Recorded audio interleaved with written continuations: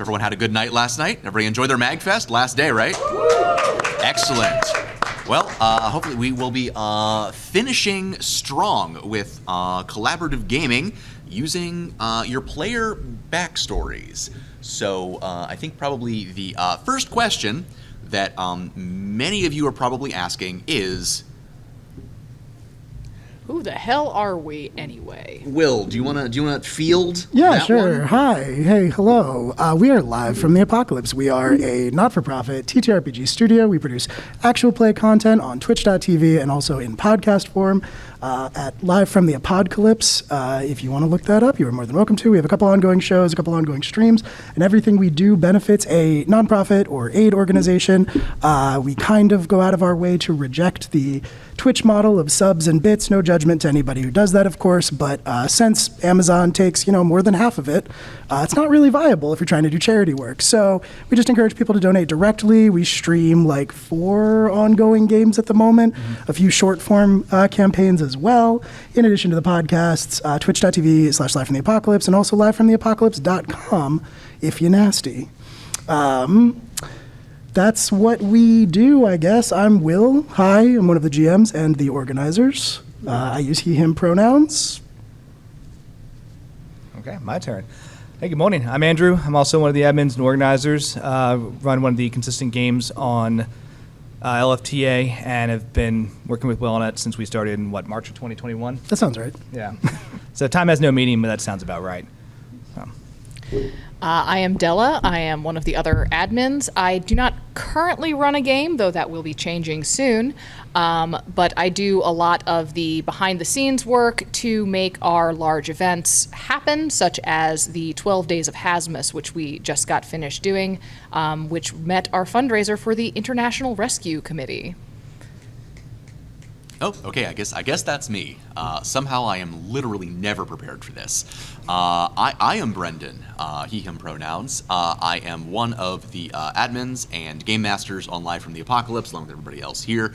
I currently run one game, and I play in another, and also produced one of the podcasts that we also have, which you can learn more about at the end if you like that kind of thing.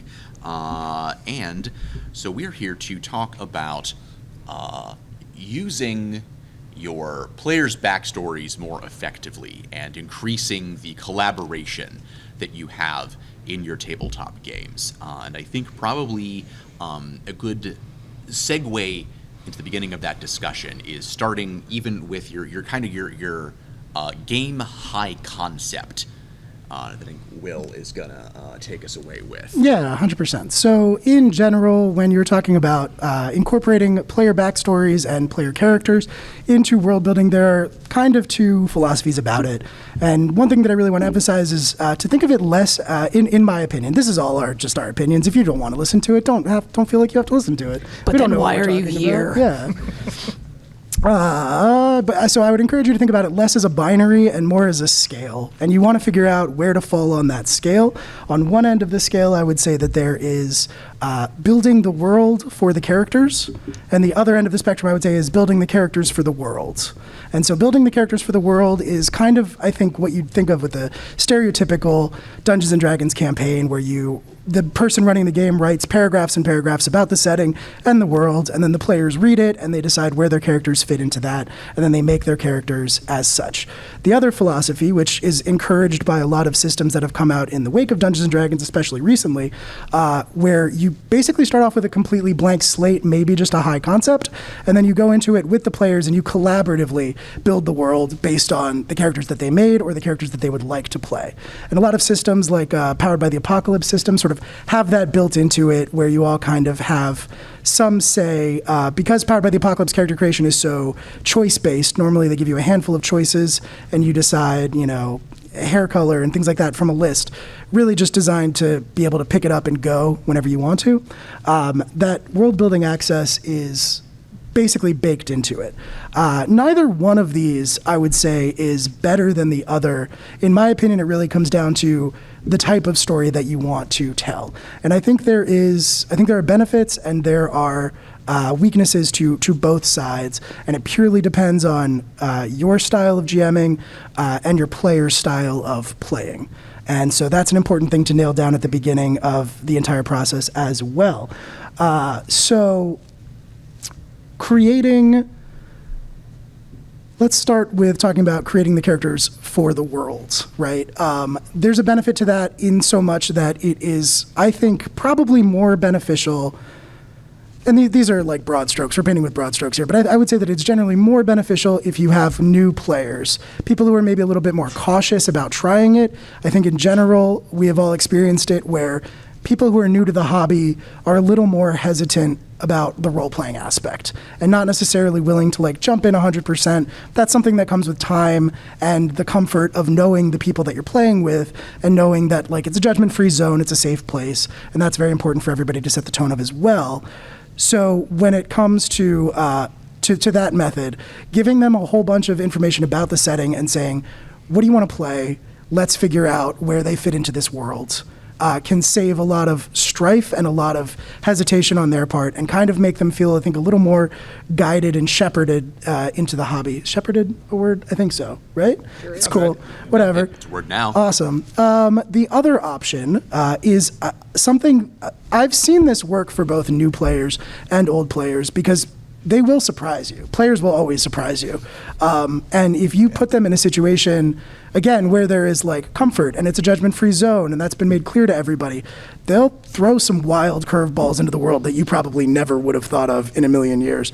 And that's one of the reasons why that collaborative building the setting for the characters is so cool. If you ask somebody like who's never played the game before, what do you want to make? And they say, well, I want to make like a sad anime boy, but he's got a big sword.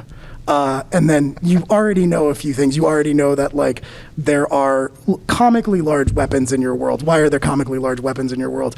If it's inspired by anime, you can go further and you can say, so what are the things about anime that you enjoy? Because like there's no reason you can't incorporate those into literally any game, especially if you are homebrewing it. So yeah, it's both methods boil down to a conversation. And the conversation is the most important aspect of TTRPGs because literally everything is the conversation. The part before your campaign is a conversation, and the game itself should also be a conversation. You should be checking in, you should be communicating back and forth with each other.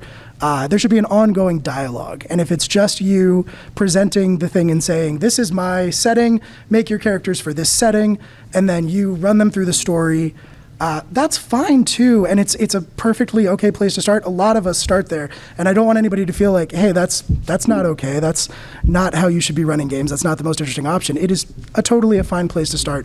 But as you get more comfortable as a game master, and as your players get more comfortable playing with you, and know that they can trust you and trust the other members of the table, I think you see everything take off from there, generally speaking, when you give them room to grow and when you give space for that conversation and that dialogue to continue. So I would say that when it comes to world building for player access, do whatever feels comfortable to you to start with, but the more you do it and the longer it goes on, really listen to what you're being told and really listen to, try to pick up on what is being said around the table, not just focused on the story that you're trying to tell and the world that you're trying to create. Do you want to add? Yeah, I would say that this is also a great way that you can incorporate player feedback into your setting, into your stories. Because if you're sitting there thinking like, oh yeah, no, I want to run something grimdark as fuck. I want something really, really dark, something really, really intense. And all of your players are basically making like super happy, peppy Barbie doll characters. Either they want you to ruin them, which is possible, or maybe they're not actually interested in playing the grimdark game. So then you as the GM have the option of saying like, no, there's a specific story I want to tell. How do we work with that? Or you have the option of shifting. Of shifting gears a little bit and saying like, okay, maybe this doesn't have to be grimdark, or maybe we can go in a different direction, and that's fine. Yeah, it is important to note that like if not everyone is having fun, then like nobody is having fun. Like if the game master isn't having fun because it's not the story that they want to tell, the players probably aren't going to enjoy it either. And if the players aren't having fun because it's not the game that they want to play, they're not going to enjoy it. And so it's just important to be on the same page. The opposite side of that coin, too, is that the buy-in factor really increases everything, because if you have players who are bought into the setting, to the world, to the adventure, because they brought their own ideas to the table and the storyteller was like, heck yeah, let's use them, and then built an elaborate and awesome adventure around some creative things that the players wanted to explore, well, turns out you don't have to really guess if your players are going to be into it. They're probably going to be into it because it's all the stuff they want to do anyway. And it fits into a setting that you want to explore, and it kind of just becomes this perfect mashup of ideas that everyone wants to mess with. It's great. See sad anime boys with big swords. Yep. Yeah, I'm 100%. kind of curious how it is that you knew what my first character was, considering you weren't in my first D&D game. You know what's crazy is like my first character was a sad anime boy with a big sword. That's What? wild. I feel like y'all are thought copying me. I thought Hold I on. deleted that live journal. I want to know where you found it. OC, do not steal. What I was going to say, add to that, to the world building discussion, is that in terms of kind of that collaborative style of world building, that can be a difficult leap to make. If that sounds a little awkward to you, it's because it kind of can be. I've been GMing for over 20 years at this point, and I have only very recently started really dipping my toes into truly collaborative world building, because I think, like a lot of GMs, you come up with this world in your mind, and you're very excited to show it to people. And part of the reason why you want to show it to people is because you've put so much thought and so much detail into all these different aspects of the world. You want to show it off to people, and you want them to think that it's just as cool as you do.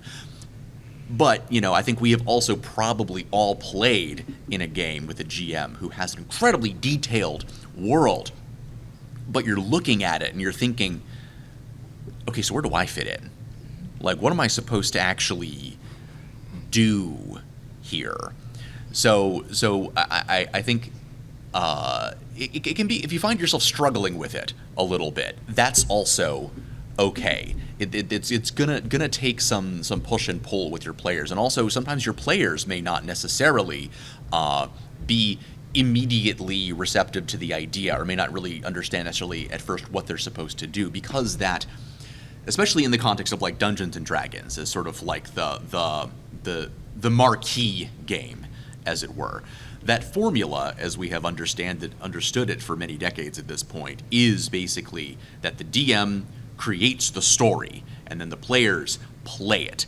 And there is sort of an implied barrier between those two sides. We put up a literal screen between the GM and the players. And so moving that screen to the side a little bit and giving them a kind of a peek into the inner workings of the world, kind of pulling back the curtain and letting them see the stage machinery, can be an awkward transition.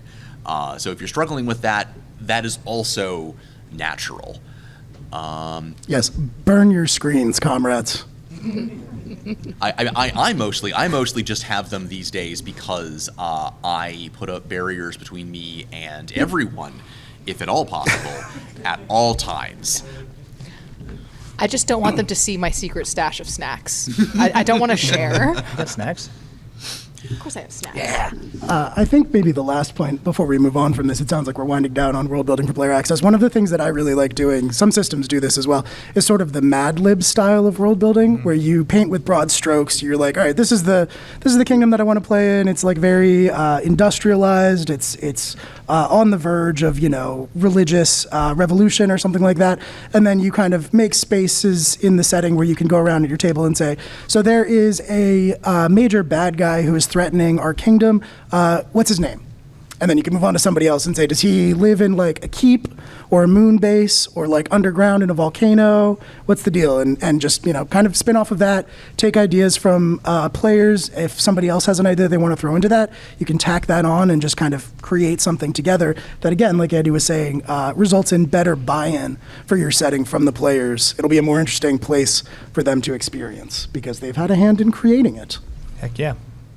All right, well, and I think sort of moving on from that point, but also in some respect kind of circling back to Della's discussion of what a bubblegum grimdark pop, which now that I think about it sounds amazing. Rad. Yeah. Rad. Yeah. Excellent. Next game confirmed. Cool. Della, tell a little bit more about tone consistency. So as the GM, we are the ultimate arbiters of tone in our game. We decide what the tone is going to be based on the consequences our players experience. That is fundamentally the role of the GM, is determining how severe, how comical, how intense or lighthearted the consequences of any given action are. So if I'm playing in a grimdark world, it does not matter how much pink tulle is in my fairy dress.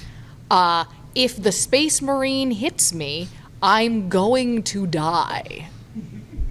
That's fine, as long as we all have buy-in. So that's one sort of important note on your role as the GM, is that if you have a player who really, really wants to play something out of genre, or out of tone with your concept, is that can be fine. You just have to let them know that you will not, you have to decide how you want your actual tone to be in terms of those consequences. I would also note, though, that genre is a mess. We should never be afraid to finger paint with genre. The best fiction, the best movies, the best novels are a huge mess of genre. If somebody said to me, like, okay, I want a locked room mystery with swords and sorcery, humor, but like super, super grimdark, I would be like, that sounds weird. I'm not sure that that's going to work, but that's the Locked Tomb series. That's Gideon the Ninth. I was literally about to add, if you just add in space in to space. that. In space. It's so good. It's so good. And I'm going to, I had to scrub all of my examples for this because they were all spoilers for it. So we'll not be doing that. Good looking out. So in those moments where you are mashing up genre, you have to recognize that your tropes are going to be an inconstant ally. They will be very useful sometimes and actively work against you others. So if you are wanting to use the tropes of a heist in your setting, you have to make sure that they're actually woven in well enough with the players and with your overplot, because you might not necessarily be able to do the gathering montage, the montage of like bringing people into the group. Maybe that's just not something you can do. I'm getting a team together. Yeah, getting a team together. You might not be able to do. Bitch, I'm in. Yeah, you might not be able to do that within the campaign you have, even if that's a story you want to tell. Or you have to think of a creative way to do it.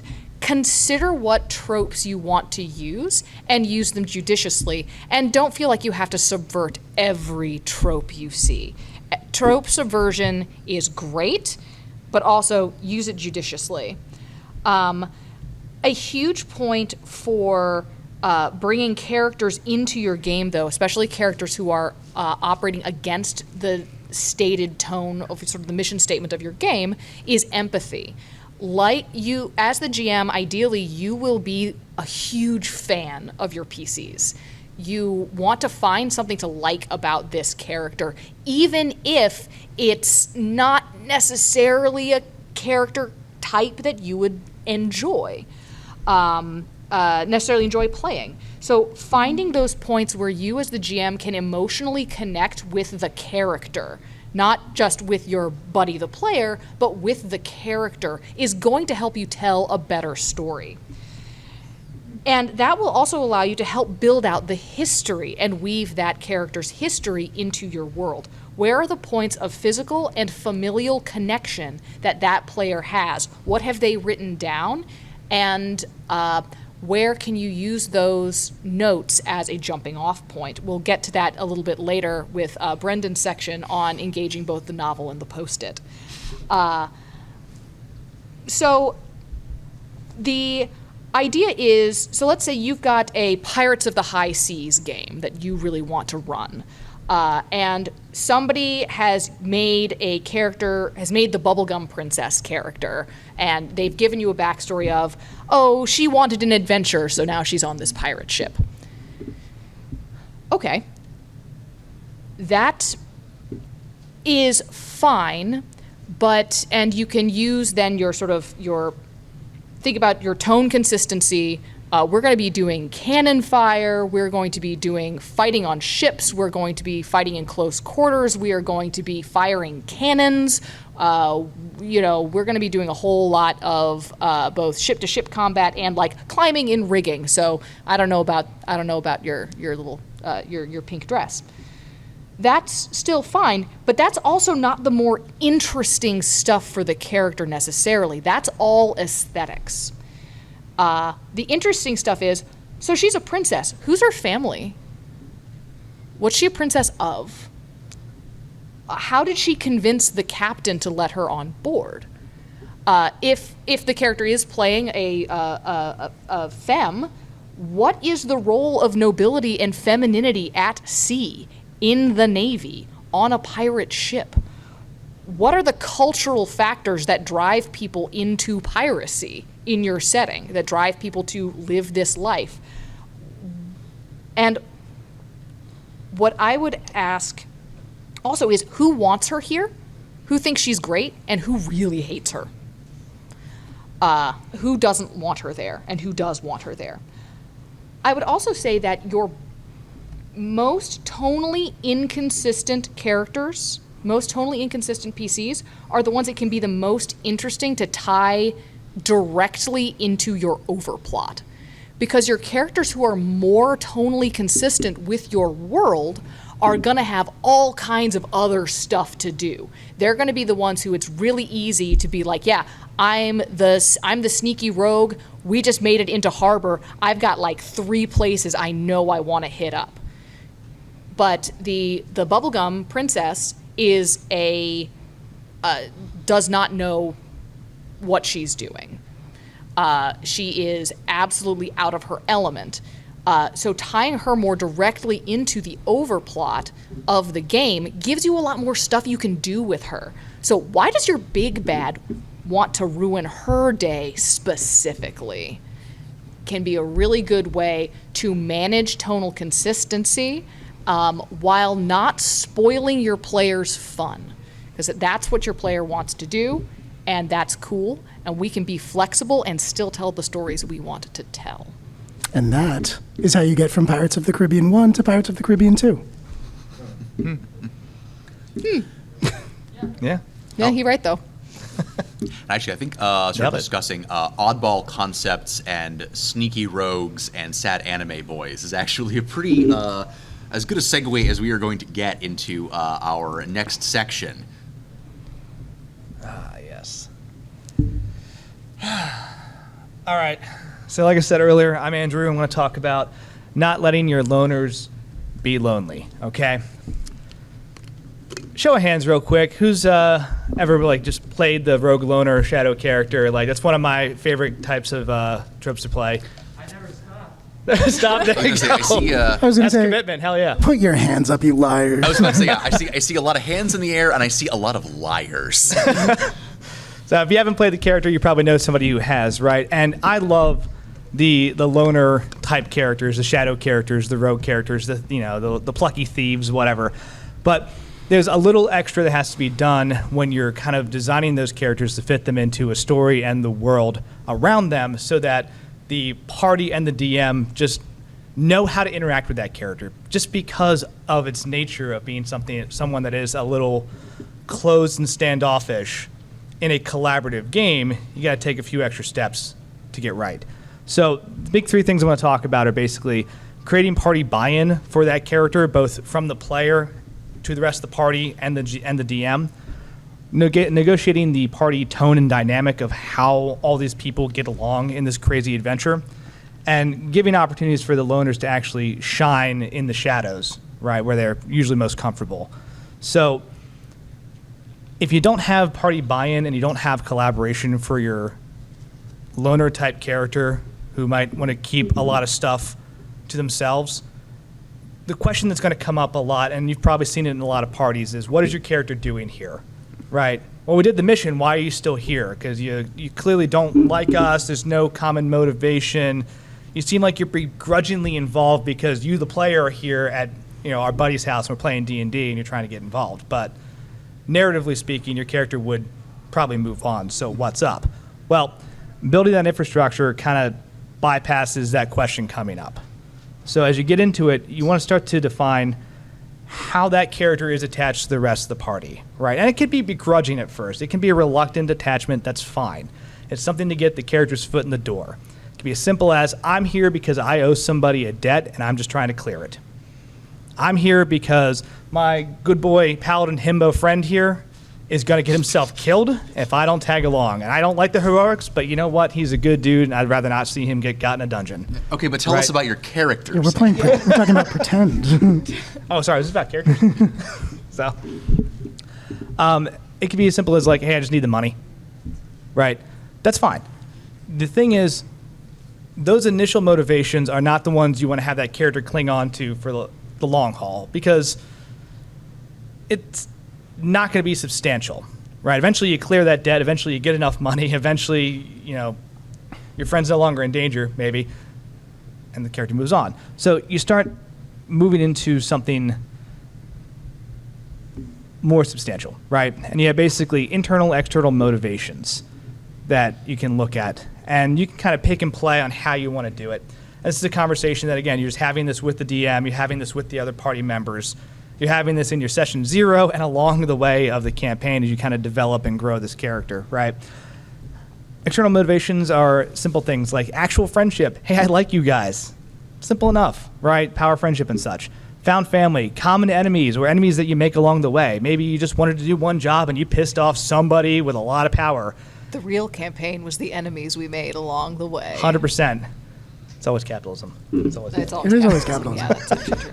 I think a point that was brought up earlier that I think is good, especially in terms of the kind of the not all loners are sneaky rogue types, but it's the stereotype for a reason. Venn diagram's almost a circle.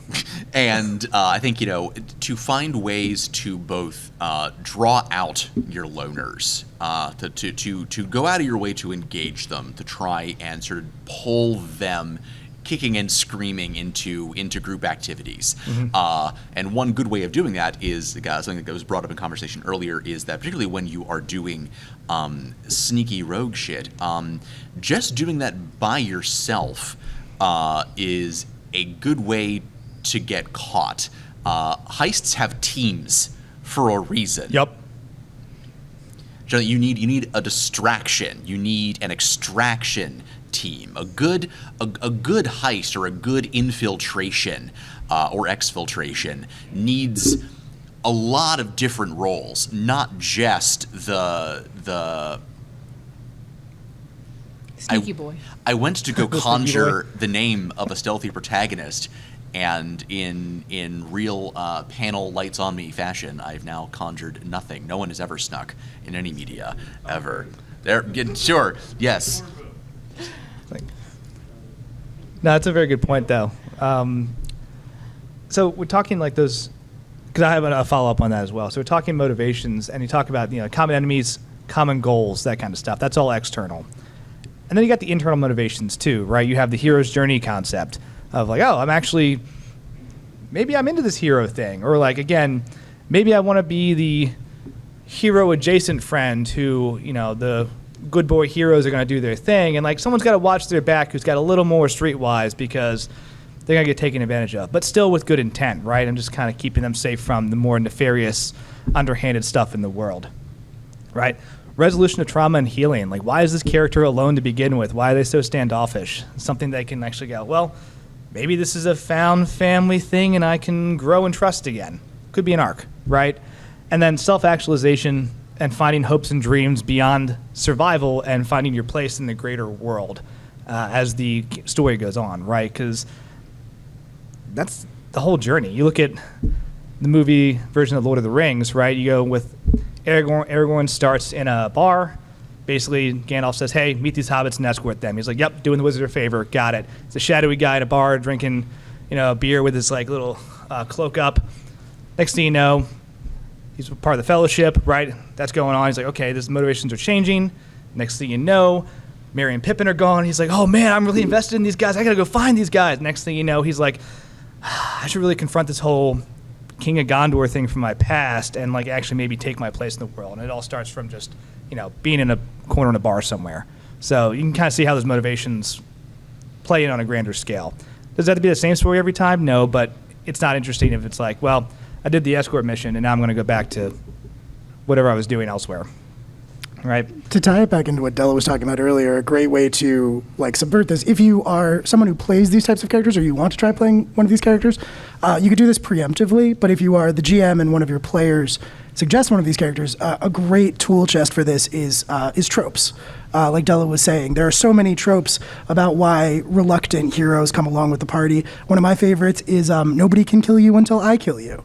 Love that one. Mm-hmm. Also, life debt is a great one also. And Hero's Journey is good. There's a million of them. But it can be just like a back and forth conversation.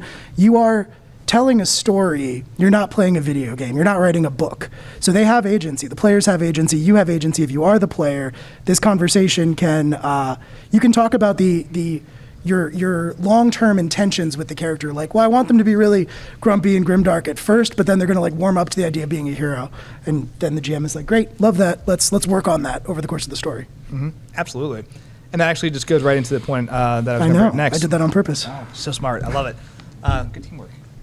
Oh, cool. Yeah. Don't wait for the buy-in to appear. Like, actually create it. Right? You sit down with your DM and is there a question in the back? Oh yeah.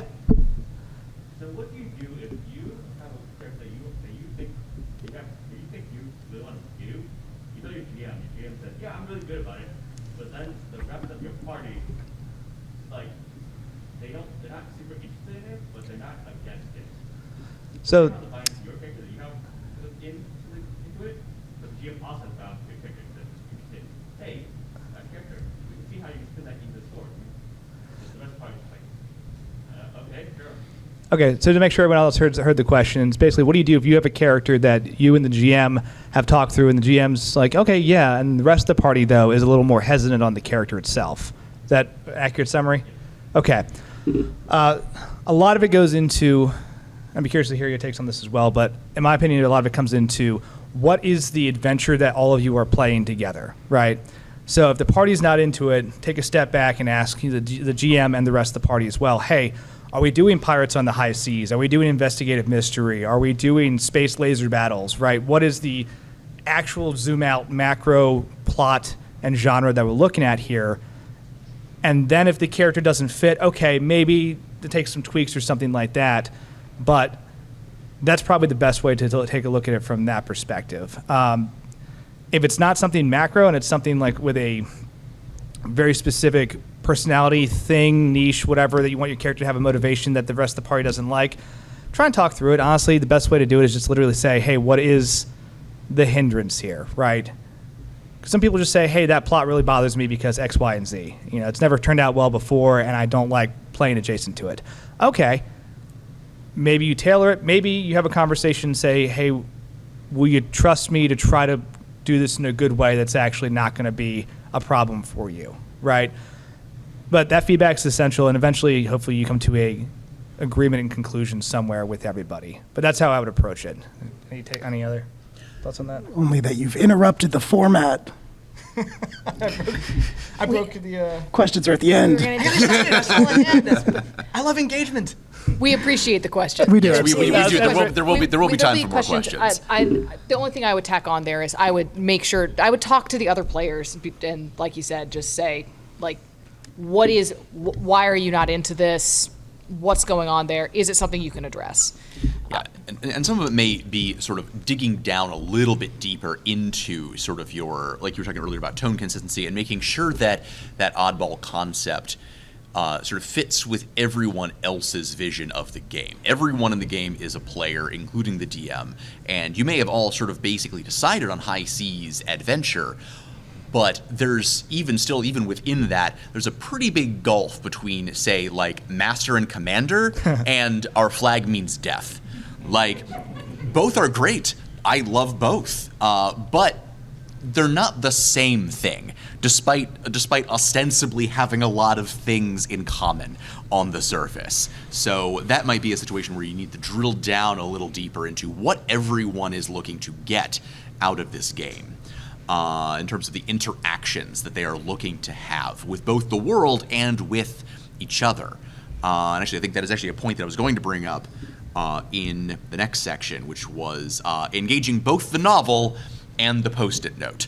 I'm sure we have had this. I'm sure everyone has seen this disparity of backstory depth at their table.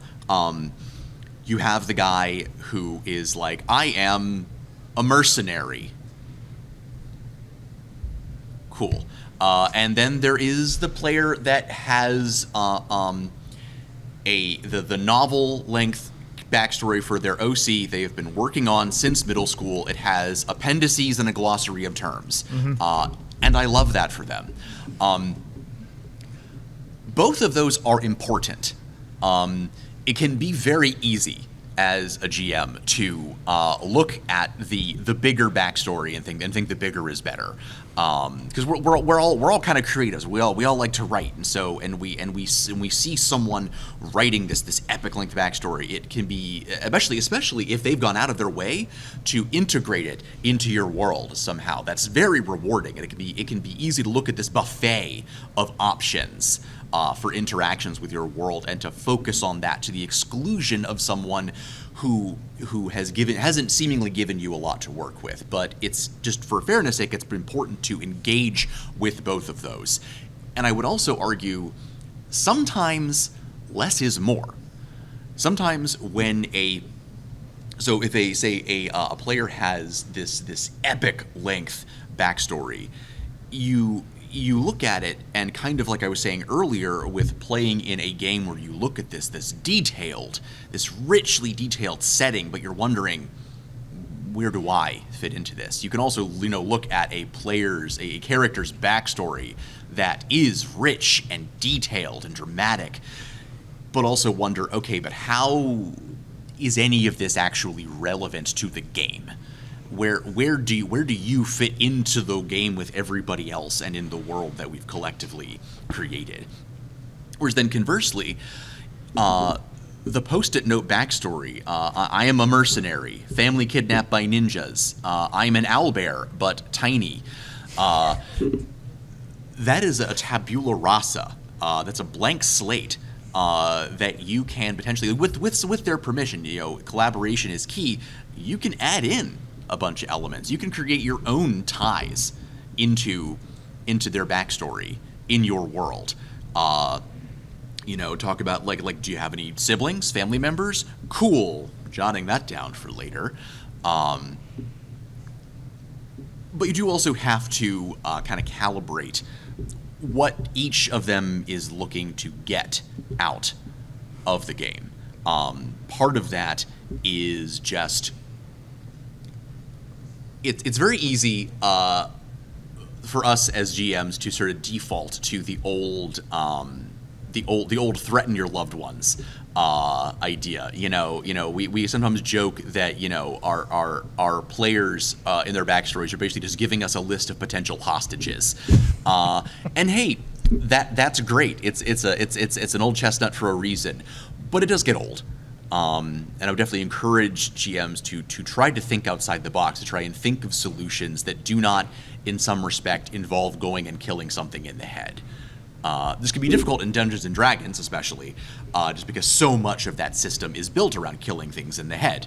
But as opposed to just having their friends and loved ones and dogs' former owners and guys that used to sell them falafel being kidnapped by an endless parade of big bads, you can also think of ways to like make one of their NPCs a quest giver, or initiate something with like, hey, this person from your past has showed up in the middle of this dungeon crawl this heist you're trying to pull off, and they got all kinds of problems, and it is about to make things very complicated for you and the rest of the party. Or introduce them in another player's backstory somehow. Introduce them in a plot that involves another character to give your two different player characters a reason to have some interpersonal role play and some conflict and some character development. Yeah, have their loved ones kidnap an innocent necromancer.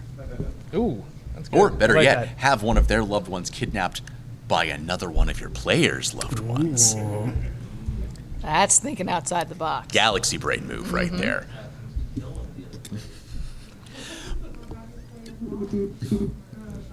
Exactly. There you go. The possibilities are endless. But again, Ooh. Ooh, yeah.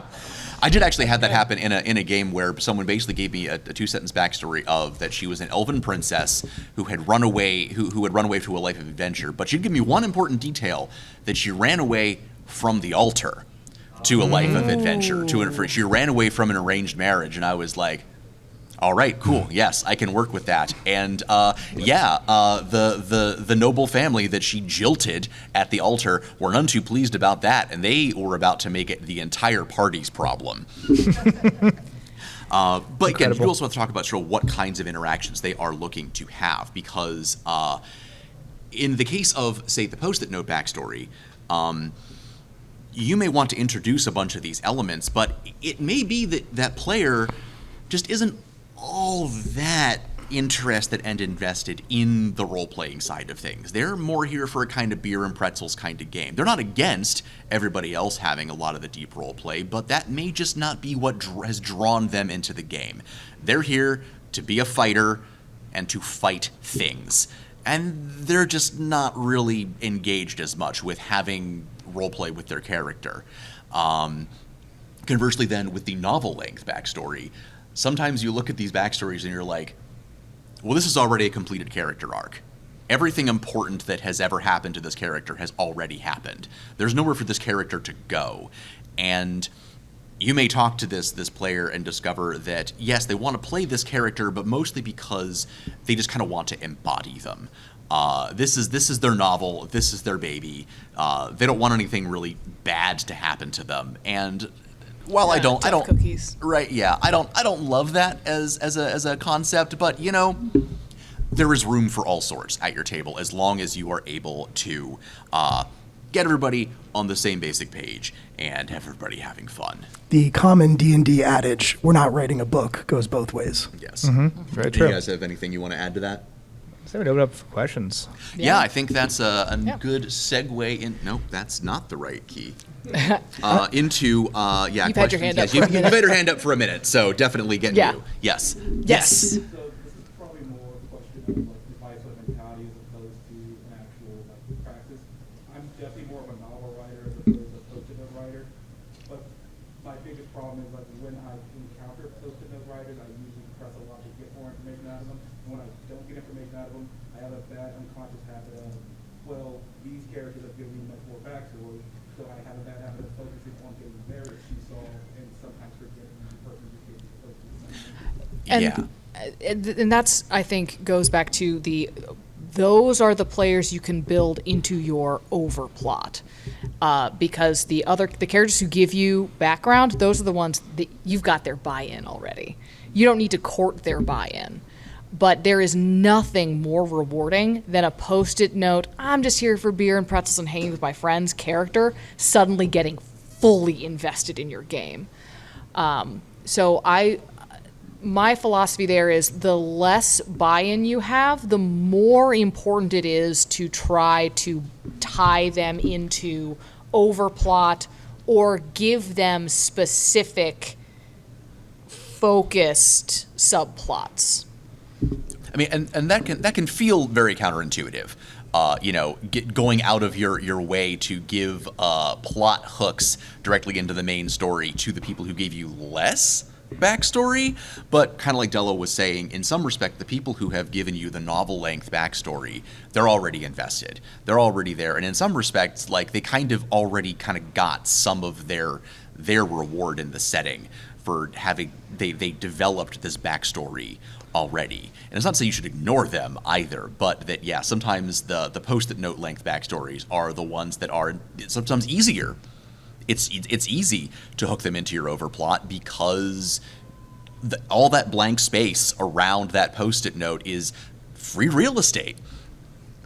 I got one more thing to add to that. This is also helpful too. It's a slightly different tool, but using like the fireside chat mechanic kind of in-game, where all the different adventurers sit around and kind of talk about what they've got going on. I always like to try to prompt the question like, cool, well, you've been adventuring for a little while now. Hopefully you are invested in each other.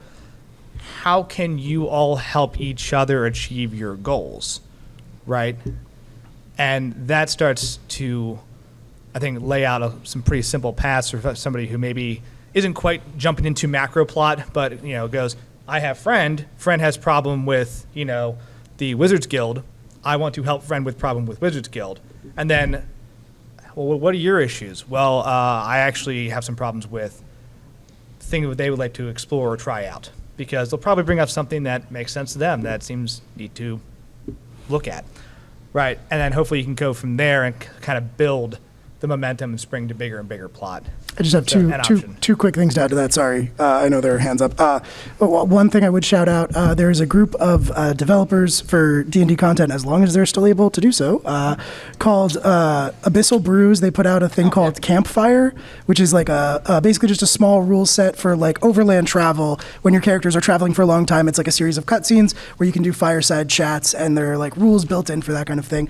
The other thing I would say, to the point of the post-it note backstories, don't be afraid to retroactively create backstory during the game. If there's a player who's like less engaged, or if there's a post-it note player, I just ask them questions periodically, and I'm like, how does your character feel about this moment that's happening? And eventually, if you ask them enough questions, they might say like, actually, I think my mercenary probably encountered a situation like this before and did like X, Y, and Z, and that's already more backstory than you had to start with. So just don't be afraid to let it happen retroactively and naturally. Yeah, and they may find that they didn't think that they were going to have a particular reaction to a particular scenario, but something about how they conceptualized the character in their head, even if they didn't write it down, even if it wasn't something that was fully conscious, their conscious conception of that character had a reaction to the way that a particular situation went, and suddenly there is more contour to it. So ask them about that, because then they may not have been able to put into words before this element of their backstory that they didn't even realize was there. Very true. Got a hand in the back. I do a Spelljammer campaign, and one of my players is honestly a little hesitant on going into space. Oh yeah. Okay. Yeah. And they give me a post-it note backstory. What tips do you have to help me get them to want to go into space? Well, so here's an important distinction. Are they the player uncomfortable with the idea of going into space? Or is the character that they made uncomfortable with the idea of going into space? Because if it's the player, that gets into like safety tool discussions and like, is it a phobia? Is it something that would make them uncomfortable? And at that point, it's maybe not the right campaign for them. Because if you're doing Spelljammer, there's only so much you can remove from that to make it accessible for that player. If it's not that, that's a very interesting character trait. I personally, as a GM, I would say that is an interesting place to start, and then see how it builds out over the course of the game, as long as they're willing to do it. If you get to the first session and they're like, I'm not getting in that spaceship, that derails the campaign, and that is kind of a problem. Yeah. Yeah, well, I would say, well, A good example of the character being afraid to go into space would be Guy from Galaxy Quest. Yes. That is Oh, true. incredible, Yes. Yes. we were talking about that at Perfect. breakfast, actually. We had an extensive conversation about Galaxy Quest. We at had an breakfast extensive today. conversation about Galaxy Quest when we should have been prepping for this panel. Yes.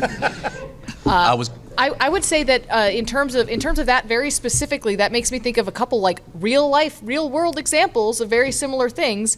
Of a person I knew who was in the Navy who told his recruiter, "I do not want to go on a ship." And they said, "Okay, sure, I promised you will not go on a ship." And so he was placed on a submarine.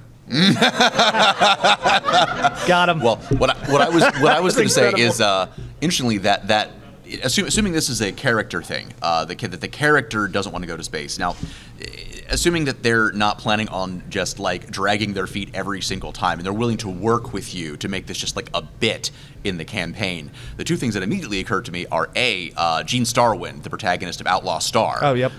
He is the protagonist of a space opera anime who starts off the series with a phobia of going into space.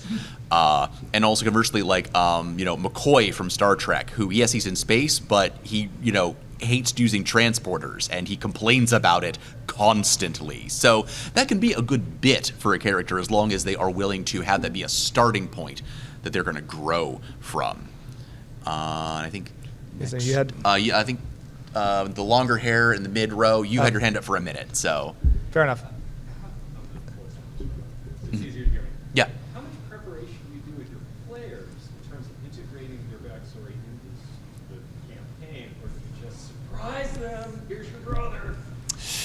I do tons. I do almost all of my campaign. All of my campaigns start from a central concept, and then I build my campaigns around my backstory. That's how I run them. So I have a game that I will be hopefully running on LFTA that Brendan will be in, and I did not know certain aspects of my world until he told me he wanted to play a specific character. And now suddenly it's like, oh, well, obviously it's going to be X, Y, and Z. So that's how I run them. My prep usually starts once I have my characters.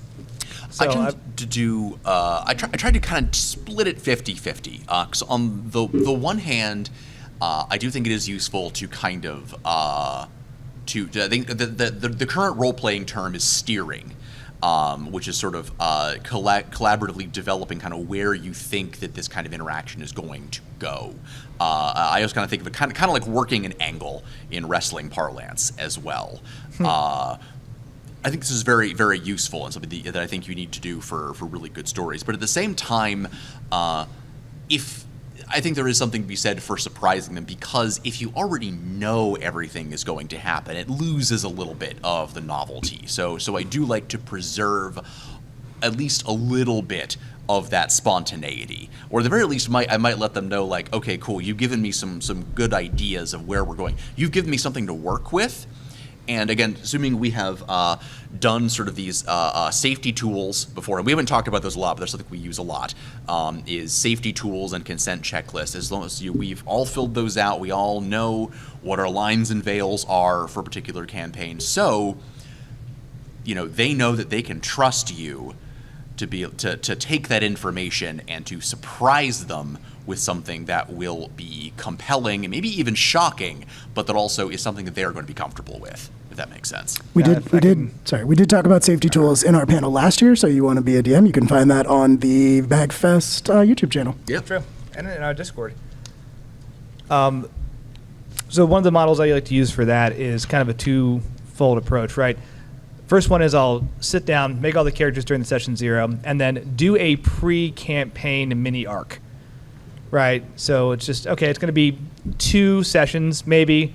Take this grab bag of characters, throw them together in like a little zany, meet cute plot or whatever makes sense for the actual genre that we're going to do, and let them play test their characters, their ideas, and their concepts with each other in kind of a free, no consequence space, right? Because after that 2 sessions, it's like, okay, do you really like this character, or do you want to toss it? Do you want to tweak something about your character? Do you want to just like grab a different feat, whatever? Or do you used an accent, and it turns out you hate it, so just drop it, right? Whatever the case may be.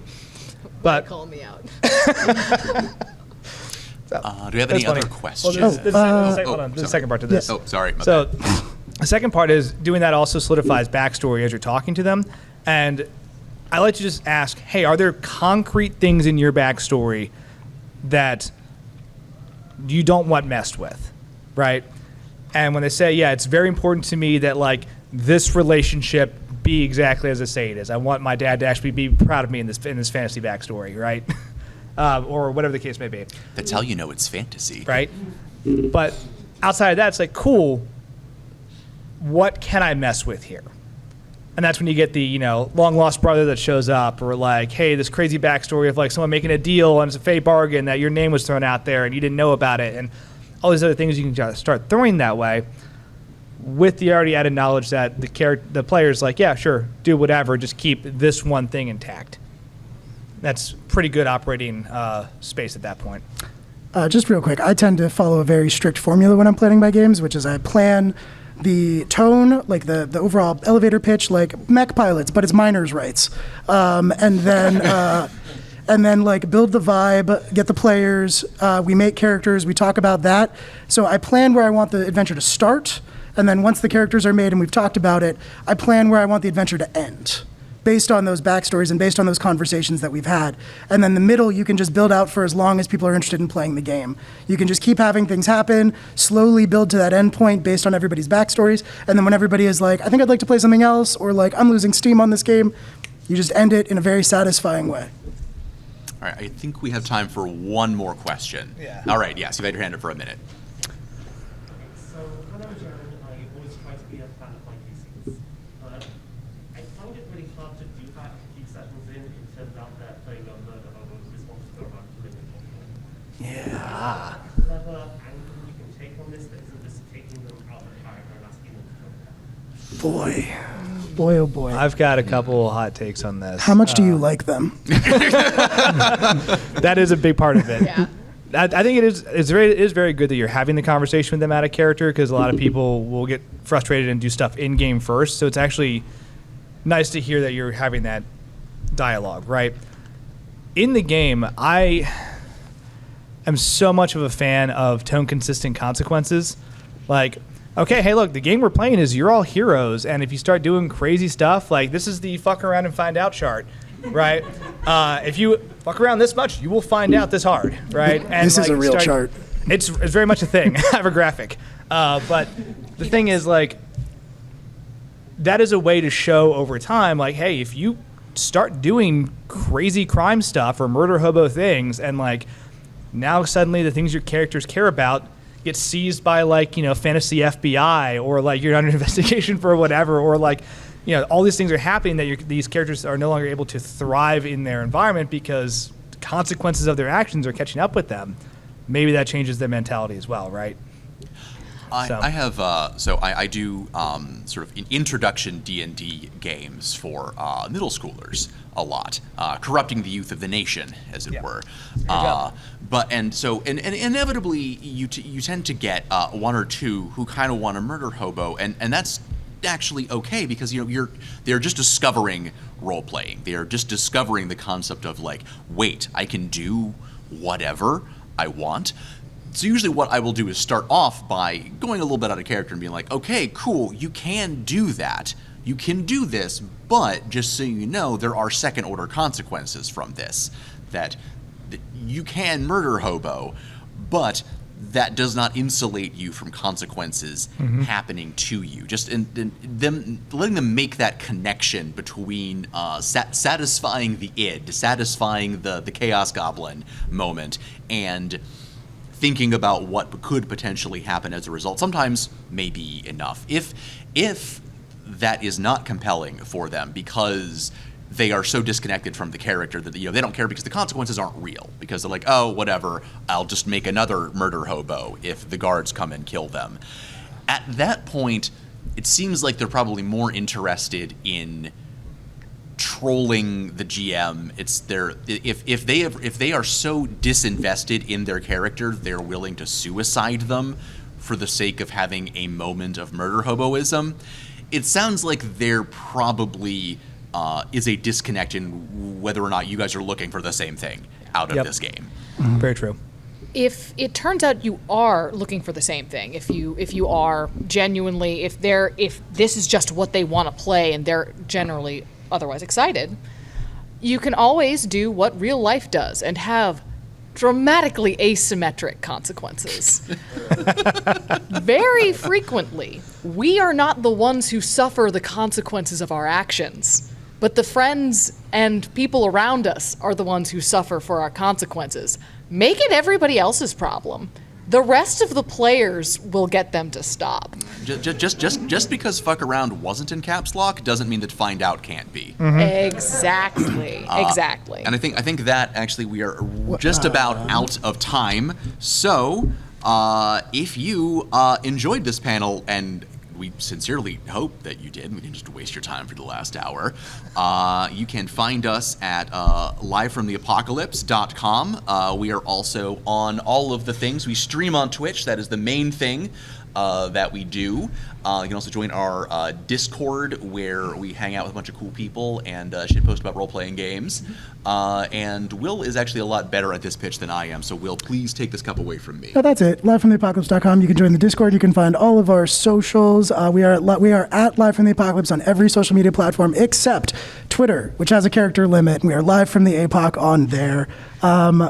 Join our Discord community. We'd love to have you. Check out the streams and the podcasts, Live from the Apocalypse, wherever you get them.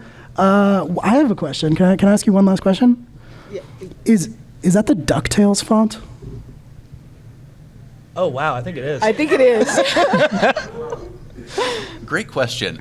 It was a font that I found online called Adventure. So that yes. tracks. So That yes. absolutely tracks. Sick. All right. Thank you, everybody, for coming out. We have been Live from the Apocalypse. We hope you enjoyed this. Yeah. Thank you, MAGFest. Good night.